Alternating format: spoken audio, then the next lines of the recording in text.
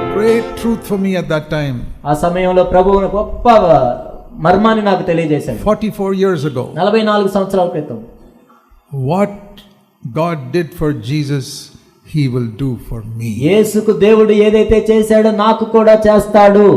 Oh, that changed my life. నిజంగా ఇది నా జీవితాన్ని మార్చేసింది. I said, really? అవునా? As you help Jesus to overcome sin, you will help me. యేసుకి ఏ విధంగా అయితే నువ్వు పాపాన్ని జయించడానికి సహాయం చేసావు, నాకు చేస్తావా? As you protected Jesus from harm and evil, you protect me. ఆ దుష్టుల నుంచి లేకపోతే ప్రమాదాల నుంచి యేసు ప్రభువుని ఏ విధంగా కాపాడు, నన్ను ఆ విధంగా కాపాడతావా? Have you read in the Gospels there are different times when people try to kill Jesus? మీరు సువార్తల్లో చూశారు, అనేక సార్లు అనేక మంది యేసును చంపడానికి ప్రయత్నించారు. Once they took him near a cliff to throw him down, but they could not kill him. ఒకసారి కొండ పైకి తీసుకెళ్లి కిందకు తోద్దాం అనుకున్నారు, కానీ చేయలేకపోయారు. You read that in Luke 4, he just walked away.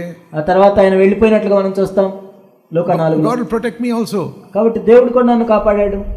There are people who have tried to kill me. నన్ను చంపటానికి కూడా కొంతమంది ప్రయత్నించారు. I haven't told this to everybody. నేను ఇది అందరికీ ఏం చెప్పలేదు. But once long ago I had a car, my mother's car. ఒకసారి మా అమ్మగారి కారు నా దగ్గర ఉండేది. And I was driving it from somewhere. నేను ఒక చోట నుంచి నడుపుతూ వస్తున్నాను. And there were people who hated me.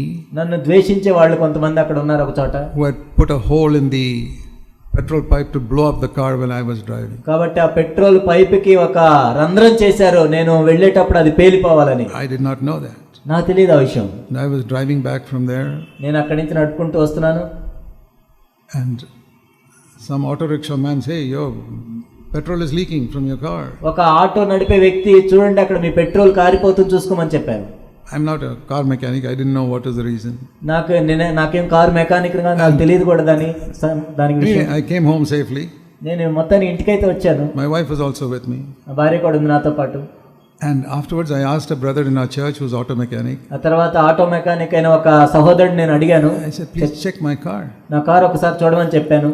And he said, "Somebody has made a hole in the pipe just on top of the exhaust so that it will catch fire." కాబట్టి ఆ పైపుకి ఒక రంధ్రం చేశారు, ఎందుకంటే అక్కడ పేలిపోవాలని కావాలని చేశారు ఎవరు. I said, "It's amazing. I drove 5 miles and it didn't catch fire." కాబట్టి అది మంట రాకుండా 5 మైళ్ళు నేను నడుపుకొని వచ్చాను. Why? ఎందుకు? Not because I am different from you. ఏదంటే మీకంటే నేను ఏదో వ్యత్యాసంగా ఉన్నవాడిని, వేరైన వాడిని కాదు. Because God loves me just like He loved Jesus. ఎందుకంటే యేసుని ఏ విధంగా ప్రేమించాడో దేవుడు నన్ను కూడా అదే విధంగా ప్రేమించాడు. They could not kill Jesus before His time and nobody can kill me before my time. కాబట్టి సమయం రాకమునుపు యేసుక్రీస్తు ప్రభువుని వాళ్ళు చంపలేకపోయారు, నన్ను కూడా సమయం రాకమునుపు ఎవరు చంపలేరు. That's not only for me, it's for you. అది నాకొక్కడికే కాదు, మీకు కూడా. Learn to call God Father. కాబట్టి దేవుణ్ణి తండ్రి, నాన్న అని పిలవటం నేర్చుకోవాలి. That is fellowship. అదే సహవాసం అంటే. It's not like fellowship with a king who we are only servants, only once in a while we can see him. ఏదో ఎక్కడో ఉన్న రాజు దగ్గరికి నువ్వు ఒక సేవకునిలాగా ఎప్పుడో ఒకసారి చూసినట్టుగా కాదు. సహవాసం అంటే అది కాదు. How many of you can go walk into the President of India's house and talk to him every day? నా భారతదేశ రాష్ట్రపతి దగ్గరికి మీరు ఎంతమంది రోజు వెళ్ళి మాట్లాడొస్తుంటారు? You can't. మనం చేయలేము. His son can go. ఆయన కుమారుడు వెళ్ళొచ్చు. So I can go to God every day. కాబట్టి దేవుని దగ్గర నేను ప్రతిరోజు వెళ్ళొచ్చు. Many times a day. రోజుకి అనేక సార్లు వెళ్ళొచ్చు. And if I have a problem, ఏమైనా సమస్య ఉంటే I can tell him, "Dad, there's a problem here. Can you do something?" నాన్న ఇక్కడ ఈ సమస్య ఉంది, ఏమైనా చేయాలి, ఏం చేస్తారు దీన్ని? If I have a sickness, లేకపోతే నాకు ఒక or రోగం my వచ్చింది, children have a sickness, లేకపోతే పిల్లలకి జబ్బు పడ్డారు, or some other problem. లేకపోతే ఏదో సమస్య వచ్చింది. And in the early days, my wife and I had a lot of financial problems. We were very poor. ప్రారంభ దినాల్లో చూసినట్లయితే నాకు నా భార్యకి ఎన్నో ఆర్థిక పరమైన సమస్యలు ఉండేవి. ఎంత పేదవాళ్ళం ఉండేవాళ్ళం. Not now. ఇప్పుడు కాదు, Early days. ప్రారంభంలో God was testing us. దేవుడు మమ్మల్ని పరీక్షిస్తూ ఉన్నాడు. అప్పుడు We never got into debt. అయినా కానీ ఎప్పుడు అప్పుల్లో పడలేదు. మేము Never asked anybody for money. ఎవరిని కూడా మేము ఎప్పుడు డబ్బులు అప్పు అడగలేదు. Tell me. చెప్పండి. If your father is the richest man in the world, ఒకవేళ మీ తండ్రి ఈ లోకంలో ఉన్న వాళ్ళందరికంటే ధనవంతుడు అయితే, will you ask anybody for money? వేరే వాళ్ళని ఎప్పుడైనా అడుగుతారు? If you want money, to whom will you go?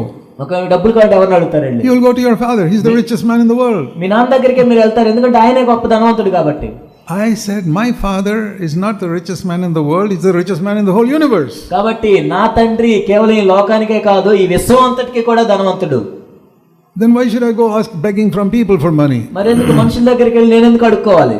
If I have a need, ఒకవేళ నాకు అవసరం ఉంటే I go to my father. నా తండ్రి దగ్గరికి వెళ్తాను. And he decides how much I should have. కాబట్టి నేను ఎంత కలిగి ఉండాలని ఆయనే నిర్ణయిస్తాడు. He doesn't give me everything I ask. నేను అడిగినవన్నీ ఆయన ఇస్తాడని కాదు. Supposing your 3-year-old child says, Dad, give me 500 rupees. ఉదాహరణకి 3 సంవత్సరాల మీ బిడ్డ వచ్చి నాన్న నాకు 500 రూపాయలు ఇవ్వమంటే How many of you fathers will give 500 rupees? ఎంతమంది to your తండ్రులు మీలో 500 ఇస్తారు 3 సంవత్సరాల బిడ్డ? You know what your 3-year-old will do? 3 సంవత్సరాల బిడ్డ ఏం చేస్తాడు? Oh, this is a nice picture. Let me tear it and see what it is ఇదేదో like. బాగుందని చించేస్తాడు మొత్తం. That's why you don't give it to your 3-year-old. అందుకే మీ 3 సంవత్సరాల బిడ్డకి మీరు 500 ఇవ్వరు. So God will not give me what I cannot handle. కాబట్టి నేను ఏదైతే దాన్ని సరిగా సమర్థంగా వినియోగించుకోలేనో ఆ దేవుడు ఇవ్వడు నాకు. You may give your 10-year-old some few rupees to go and buy some sweets. మీ 10 సంవత్సరాల బిడ్డకి ఏదో కొంత డబ్బులు ఇచ్చి స్వీట్లు కొనుక్కోమనొచ్చు మీరు. So God gives, and as he grows up, maybe when he's 25 years old, you'll give him 500 rupees also. వచ్చానికి 25 సంవత్సరాలు వచ్చినప్పుడు మీరు 500 కూడా ఇవ్వచ్చు. So God gives me according to my spiritual level. కాబట్టి నా ఆత్మ సంబంధమైన స్థాయికి తగ్గట్టు దేవుడు కూడా ఇస్తుంటాడు. But even when he gave me little, కానీ ఆయన తక్కువ ఇచ్చినా కానీ my wife and I learned to live with little. నేను నా భార్య కూడా తక్కువలో జీవించడం నేర్చుకున్నాం. And we had fellowship with God. అప్పుడు దేవునితో మేము సహవాసంలో ఉన్నాం. We decided we will never borrow money, we will never get into debt. కాబట్టి మేము డబ్బులు అప్పు చేయకూడదు, మేము అప్పుల్లో పడకూడదు అని నిర్ణయించుకున్నాం. Okay, we have little, we live with little. కాబట్టి తక్కువ ఉంటే తక్కువలోనే జీవిద్దాం. We won't look at other brothers and say, oh, they have that, we must have that. వేరే సహోదరులు ఏదో వాళ్ళకు ఉన్నాయని మాకు కూడా అది ఉండాలని ఎప్పుడు కోరుకోం. They have washing machine, we must have washing. వాళ్ళకి వాషింగ్ మెషిన్ ఉంది కాబట్టి నాకు ఉండాలి. If I can afford a washing machine, I'll buy it. ఒకవేళ నేను వాషింగ్ మెషిన్ కొనుక్కుంటే సామర్థ్యం ఉంటే కొనుక్కుంటాను. That's good.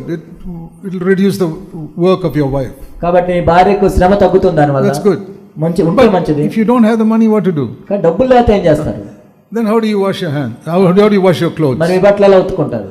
I say the same way Jesus washed his clothes. కాబట్టి యేసు ప్రభు తన బట్టలు ఎలా ఉతుక్కున్నాడో అలా ఉతుక్కోవచ్చు. With your hands. మీ చేతులతో.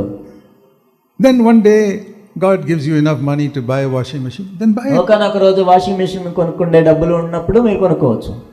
Don't buy a house if you don't have the money. కాబట్టి డబ్బులు లేకపోతే ఇల్లు కొనుక్కోవాల్సిన అవసరం లేదు. Or you can't even get a loan from the bank.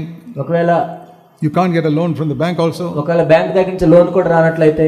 And to get a loan from the bank is all right because the house is there. If you lose everything, the bank will take the house. There's no debt there. ఇంటి కోసం bank loan తీసుకోవడం తప్పు కాదు, ఎందుకంటే ఇల్లు ఉంటుంది కాబట్టి అది తప్పేం కాదు. But don't go borrowing from people. కానీ ప్రజల దగ్గరికి వెళ్ళి అప్పులు చేయొద్దు. Don't go to your brothers and say, please give me some money. సహోదరుల దగ్గరికి వెళ్ళి డబ్బులు వేయండి అని అడగదు. In an emergency, okay. ఒకవేళ అత్యవసరం అయితే తీసుకోవచ్చు. But then give it back quickly. మళ్ళీ వెంటనే ఇచ్చేసేయాలి. Supposing you suddenly have a hospital bill. కొన్నిసార్లు అకస్మాత్తుగా హాస్పిటల్ ఖర్చు వస్తుంది. You can ask a brother to help you and then pay it back as soon as possible. కాబట్టి ఒక సహోదరుని అడిగి మనం డబ్బులు తీసుకోవచ్చు, మళ్ళీ వెంటనే ఇవ్వచ్చు.